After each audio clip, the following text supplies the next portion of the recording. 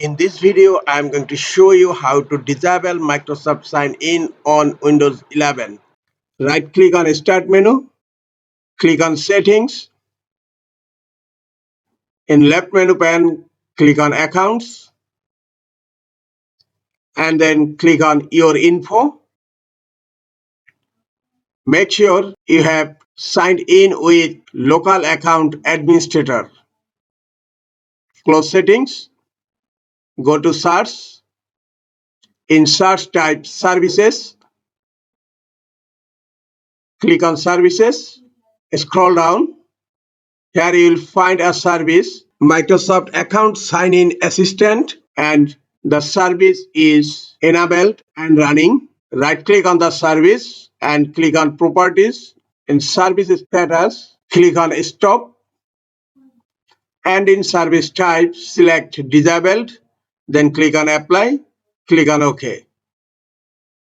Close Services window. Now, second step, go to Search. In Search type GPEdit, click on Edit Group Policy. Under Computer Configuration, expand Windows Settings, then expand Security Settings, expand Local Policies, then click on Security Options. Here you will find a setting, Accounts Block Microsoft Account, and now the setting is not configured. Right click on the policy setting, click on Properties, click on the drop down menu and select User can't add or log on with Microsoft account. Now click on Apply and then click on OK. The policy setting is enabled with User can't add or log on with Microsoft account.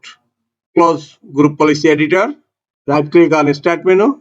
Click on Run. In Run type GP update /force. Click on OK.